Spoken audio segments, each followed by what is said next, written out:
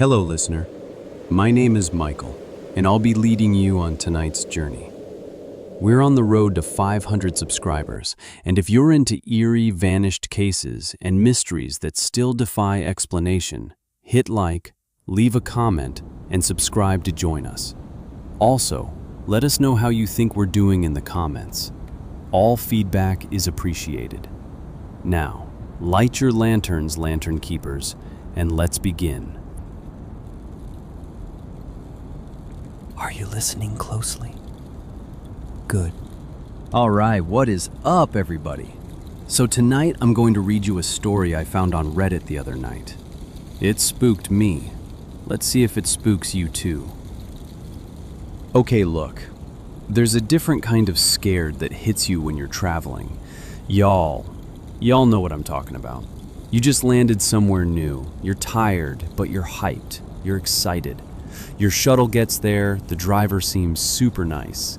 But then, the city lights start getting real small in the rearview mirror.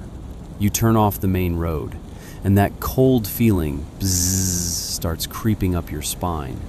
You realize that friendly smile is a mask, and my man is not taking a shortcut. Oh, heck nah. Today we're diving into a whole saga that was supposedly posted on Reddit. The account is gone now, so, take that as you will. A little SUS, if you ask me. We're exploring one of those trips, a trip that starts with adventure and turns into a straight-up life-changing nightmare. This is a story about a solo traveler's one-way ticket into darkness, and it's a terrifying reminder of what happens when you trust the wrong person in the wrong place at the wrong time. Come on, Lantern Keepers, let's get into the first story. Chapter 1. Normal Departure. So the story kicks off, like a lot of these do, with just a regular old departure. The main character, the original poster, we're going to call her Clara. She's 26 years old, and this is her first solo trip overseas. She saved up for years, planned everything, dreaming about backpacking through the Balkans. Her friends are like, "You're so brave." Her parents are like, "You are absolutely reckless." And she's just feeling free. You do you, girl. The first part of the trip, completely normal. Long layover, that nasty $2 tastes like dirt airport coffee. Bruh, you know how it can get. She's texting her family, sending selfies to her friends, and then she boards that last flight. It's a smaller plane this time, heading to some little regional airport she's only ever seen on Google Maps. Uh-oh. She lands late, after 11 p.m. The air hits her, smells like damp earth and diesel. Okay, but the airport itself is tiny. Hold up. The airport is tiny? Like shockingly tiny? One story? Bruh, that's not an airport, that's a bus stop with wings. The lights are all yellow and buzzing, and everything is closed. Just one lonely currency exchange booth is open, and the dude inside is just staring at a TV.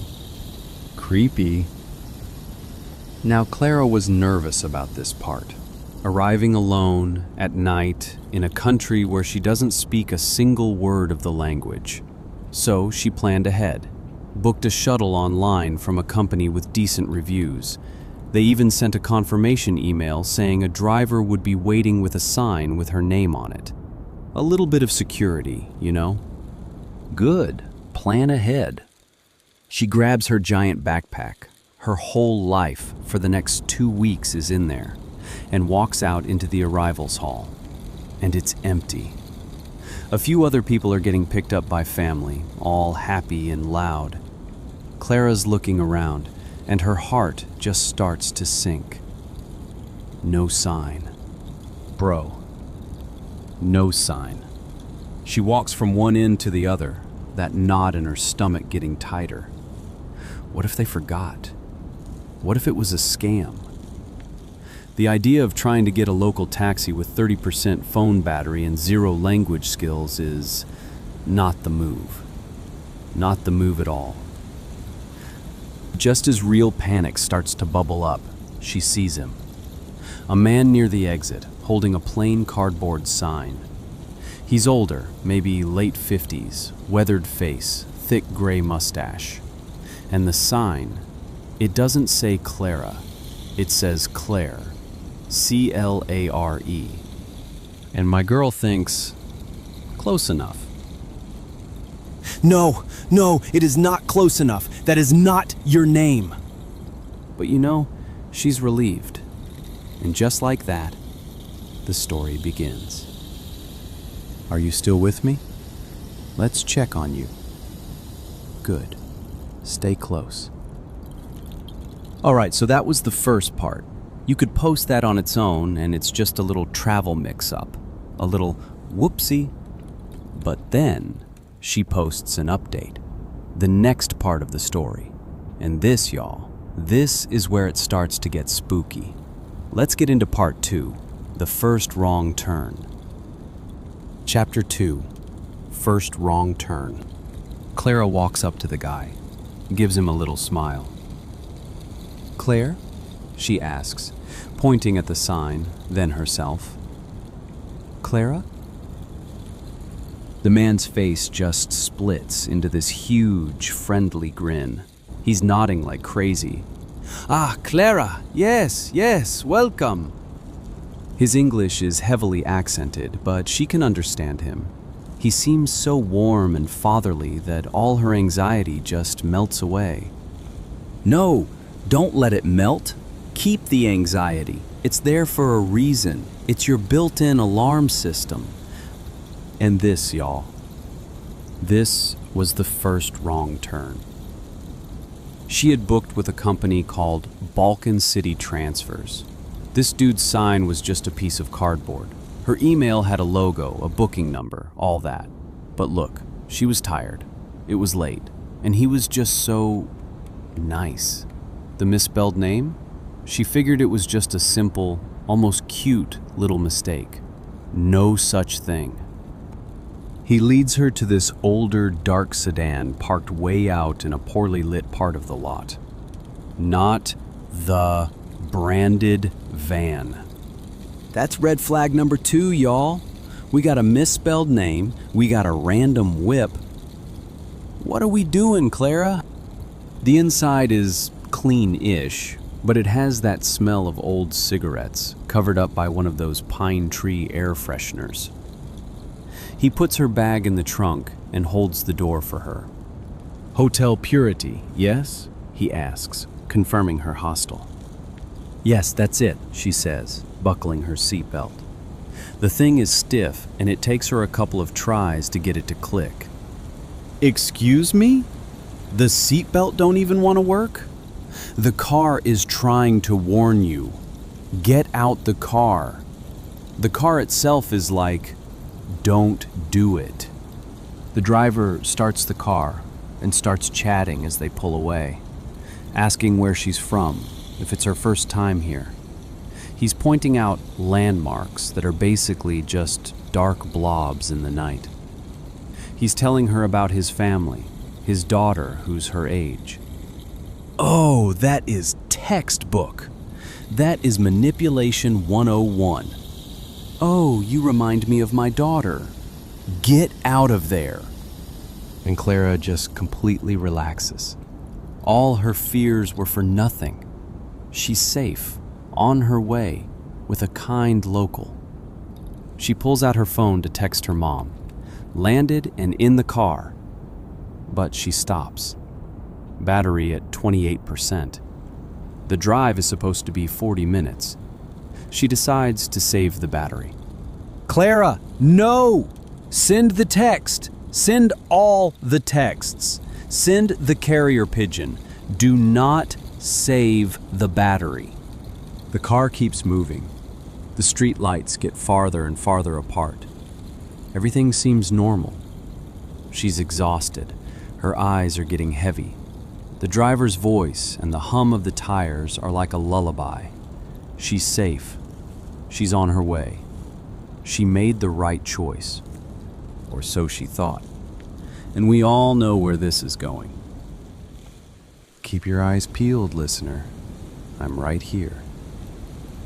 Okay, so now we're in it. We're in the creepy car. That's a whole story right there. A whole TIFU by getting in the wrong cab. But the next update, bruh. This is where the unease turns into straight up terror. This is where the relaxing music stops and the boss music starts. Here we go. Part 3. Chapter 3. Unease builds. About 20 minutes in, things start to feel off. The streetlights? Gone. The 2-lane highway they were on? Gone. The driver took an exit onto a narrow, pitch-black road. My gee, where are you going? Clara sits up straight. Is this a shortcut? She asks, and you can hear the nerves in her voice. The driver glances at her in the rear-view mirror, smile still there. Yes, shortcut. Much traffic on main road. This way better, faster. Shortcut. The number one lie told by every horror movie villain. Ain't no shortcut, bro. That's the long cut to your doom. Okay, plausible, maybe. But the darkness out there is absolute. The headlights are just cutting this lonely tunnel through a thick forest. No other cars, no houses, nothing. The road is rough and bumpy. Clara's internal alarm starts ringing. Yes! Pull up the map. Let's get some facts. Let's get the GPS on this dude. It's gonna kill her battery, but she needs to know. She opens it. The little blue dot is crawling along a thin gray line with no name. The main highway is a thick blue line way over to the east. They are going west, deeper into a big green nothing on the map. They are going the wrong way. Oh my gosh, I told you. I think my map shows we're going away from the city, she says, trying to sound casual. The driver chuckles. And this chuckle, y'all, it did not sound friendly. Bro, that chuckle was not it. That was not the ha-ha silly tourist chuckle. That was the I got you now chuckle. My Shalome, your map is old, American map, no good here. This is local road, good road, you see? And that was it. He stopped talking. Silence. Clara's heart started hammering. Every horror story, every warning from her parents is now playing on a loop in her head. Solo female traveler, foreign country, strange man, middle of nowhere. It's the whole checklist. The road gets worse. It's basically a dirt track now. And then it starts to rain. Big, fat drops smacking the windshield. The wipers start up, their thwack, thwack sound counting out a slow beat of absolute dread. She looks in the rearview mirror again. The friendly, fatherly mask is gone. His face is blank. His eyes are cold, empty. Oh, the mask is off! The mask is off! He ain't even pretending no more. He's not even looking at the road anymore, just staring into the darkness. He knows she's scared. You can feel it. And he does not care. That pine air freshener now smells disgusting. The comfortable warmth is gone, replaced by this deep, damp chill. Don't panic. I'm watching over you. This is not good. This is what we call a predicament. This is the part of the Reddit thread where everyone in the comments is just spamming, "Get out, get out!" But she can't. Let's get into the next story, the next part of this nightmare. Isolation. Chapter 4. Isolation. The feeling of being completely cut off from the world just crashes down on Clara. The rain is a full-on downpour now, turning the dirt road into a mud slick. Her phone. It's her only focus. She watches in horror as the battery dies. 20%, 15%. Oh, that battery anxiety is real. But this is like battery anxiety times 1,000,000. Dude, she has to do something. Call the police? She doesn't know the number. Call her family? They're on the other side of the world. Her fingers are shaking as she opens her messages. She types a fast message to her best friend. Something is wrong. The driver took a weird road. I'm scared. I don't know where I am. She takes a screenshot of the map, of that blue dot on the road to nowhere, and tries to attach it. The signal bar is a single flickering line. She holds her breath. Hits send. That little wheel spins. And then, message not delivered. She tries again. Not delivered. Oh my gosh! The universe is conspiring against her. She toggles her data. Nothing. Tries to open a browser. No internet connection. And then the single bar vanishes, replaced by 2 words. No service. And then the screen goes black. The battery is dead. Bruh. It's over. It's GG's. Pure, cold panic. She is completely, utterly alone. No map, no phone, no way to call for help. The only person in the world who knows where she is the silent man in the front seat. That line right there, that just gave me chills. The car feels like a cage. She stares at the back of the driver's head. He hasn't said a word. She thinks about the door handle. Yank it open and throw herself out into the mud, but the car is still moving too fast. She'd be seriously injured, helpless. It's like he can read her mind.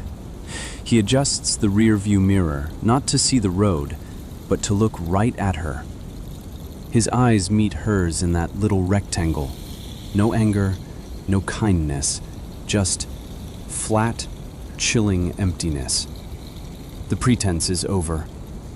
This is the look of someone who has all the control. He holds her gaze for a terrifyingly long second, then turns the mirror back. Bro just said, "I own you," with his eyeballs. That is terrifying. He didn't have to say a word. The message was clear. There is no escape. You doing okay? Still with me? Good. Let's keep moving. All right, y'all, take a deep breath, because it gets worse. I know. How can it get worse? This is the final update from the main thread. The one that confirms everything. This is part 5. Confirmation. Chapter 5. Confirmation. That tiny sliver of hope she had, that this was all just a big misunderstanding, was about to be snuffed out for good. Up ahead, she sees a break in the trees, a turnoff, and down that little gravel road, she sees a faint, flickering orange glow. A light, a farmhouse, civilization. Yes, we're saved. The story's over. She's gonna go have some tea with a nice old lady. That way, she says, her voice cracking. She points. That light. That must be the way back. The driver doesn't say anything, doesn't even slow down. He drives straight past the turnoff, hands gripping the wheel, staring down the dark, muddy track. He just drove right past it. Bro. In that moment, Clara knew. This wasn't a shortcut. This wasn't a lost driver. This was on purpose. He intentionally ignored the path to safety. He was taking her somewhere specific. The dread became pure, sharp terror. This man was not a taxi driver. He was a predator, and she was his prey. Yup. The confirmation came with a sound, a quiet, mechanical sound that was deafening in the silence. Thunk, click. He had locked the doors. He locked the doors. Oh, heck no. Heck no. That's it. That's game over. The car was now a mobile prison.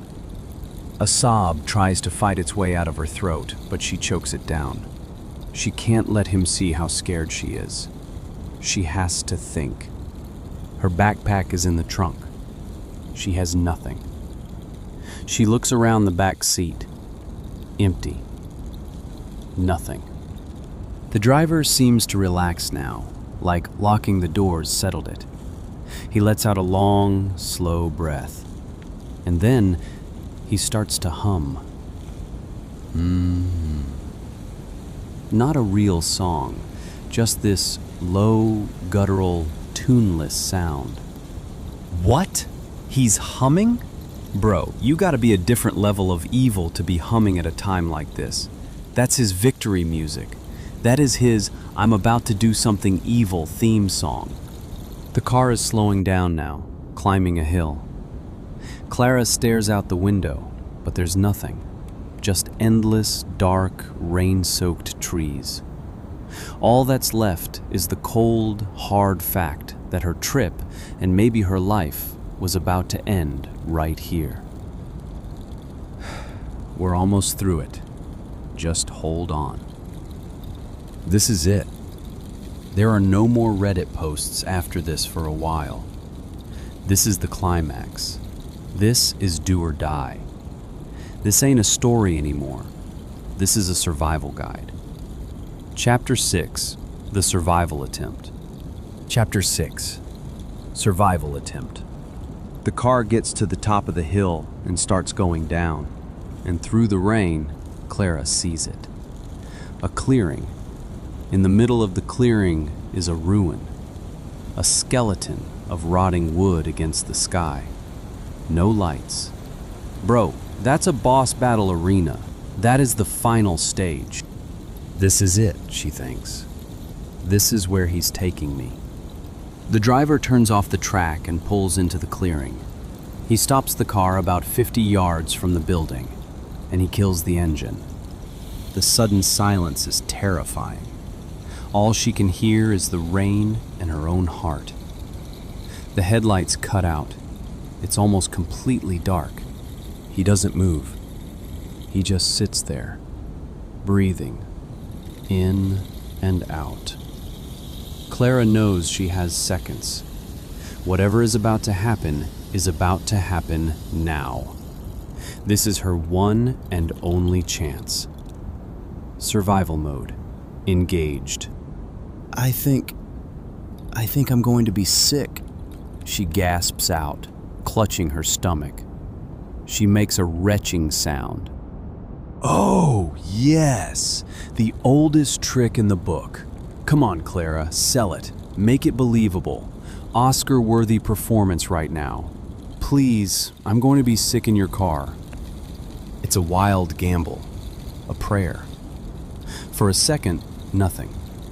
Then, with an annoyed grunt, he reaches over and unlocks the doors. That click was a starting pistol. Go, go, go! Don't think, just run.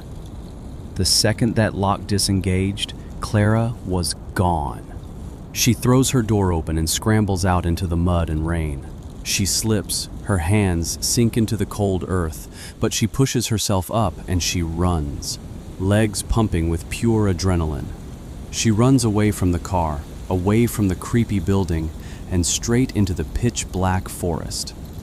Branches are whipping her face, thorns ripping her skin. She falls, hard, but she gets back up. Let's go! She can hear him. A car door slams, heavy footsteps crashing through the woods. He's coming. She's running blind, deeper and deeper. She risks a look back, and she sees it. The beam of a flashlight cutting through the trees, sweeping back and forth. He's hunting her. The panic turns into a weird, cold clarity. She can't outrun him. This is his territory. She has to hide. She scans the dark and sees a thicket of bushes under a huge fallen tree. It's her only shot. She dives in, crawling on her hands and knees, ignoring the scratches. She squeezes into the dark space under the log, pulling leaves over herself. She lays there, face in the dirt, trying to stop breathing so loud. The flashlight beam gets closer. It passes over her hiding spot. Once, twice. He is standing feet away.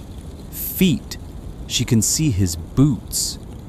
Bro, if you're gonna breathe, now is not the time. Do not even think about breathing. She is sure he's going to hear her heart pounding. Then, finally, he lets out a frustrated grunt and moves on. Yes, he's leaving. Let's go. The footsteps get fainter. The light gets dimmer. She doesn't move. Eventually, the sounds fade away. She's alone. For now. Still here? Good. Almost done. And that's where the story just stopped. For months. Everybody in the comments was like, "Is she okay? Did she make it?" Total silence. And then, half a year later, she posted one final update. The aftermath. This is the story that ties it all together. Chapter 7. Aftermath. Clara has no idea how long she stayed under that log, shivering. Time didn't exist. But as the rain softened and the sky started to turn from black to gray, she crawled out. She was cold, soaked, scratched up, and her knees were killing her. But she was alive. The forest was misty and quiet. The car was gone. She had to move. She remembered the highway was east. The sun was just starting to rise, giving her a direction. She started walking. It took hours. And finally, through the trees, she saw it. Asphalt. A real road. She stumbled out of the woods. A mess of mud and blood and leaves. She looked like she just came back from war. A few cars sped past. But then, a big rig slows down. The driver, a kind-faced older man, leans over with these wide, concerned eyes. He says something she doesn't understand, but his voice is gentle. He helps her up, gives her a blanket and water, and makes a call. 20 minutes later, he's pulling up to a small-town police station. The next few hours were a blur. They finally brought in a translator, and Clara told her story. But you could see it on their faces. They were doubtful. Are you serious? The real shuttle company had her down as a no-show. They couldn't find anyone at the airport who remembered a driver like that. She didn't know the license plate. To them, it was just a story of a tired tourist who got in an unlicensed cab and got spooked. They were polite, but they were dismissing her. Bro, look at her. Does she look like she got spooked? What is wrong with you people? They filed a report, but she knew they didn't really believe her. Her trip was over. Her family wired her money. The embassy got her a temporary passport, and a week later, she was home. The whole thing felt like a fever dream, but the fear was real. The scratches and bruises were real. And here's the end of the story. The part that gives you the spooky, ooky chills. The part that makes you say, nope. 6 months later, she's just scrolling through international news online, and she sees an article about the region she was in. A body had been found in a remote wooded area. A young woman, a tourist from Germany who had gone missing a year ago. Police were looking into links to other disappearances in the area. they had no suspects. Clara closed her laptop, and she knew, with a certainty that chilled her to her soul, that the name on that cardboard sign, Claire, was never a mistake. He wasn't looking for her. He was just waiting for a different girl from a different flight, and Clara, she was just the one who got away. Mic drop. Chills. Literal chills, y'all. Stories like this, man, they are a terrifying reminder of how fast a dream trip can become an absolute nightmare. That feeling of being totally alone, at the mercy of a stranger, that's a fear that sticks with you. If you made it this far and you are not already subscribed, what are you doing with your life? Light your lanterns and subscribe. Join the Lantern Keepers. So let me know in the comments, what would you have done in Clara's situation? You pulling the I'm gonna be sick move? You trying to fight? Let me know. Also, and let me know in the comments if you would like a Reddit story every Friday. Have you ever had a travel experience where your gut instinct just screamed at you to get out? Share your stories down below. We all learn from each other and become smarter, safer travelers. Thank you for joining me on this journey tonight. Keep your lanterns lit and your wits about you. Sleep well, if you can, and I'll see you in the next one.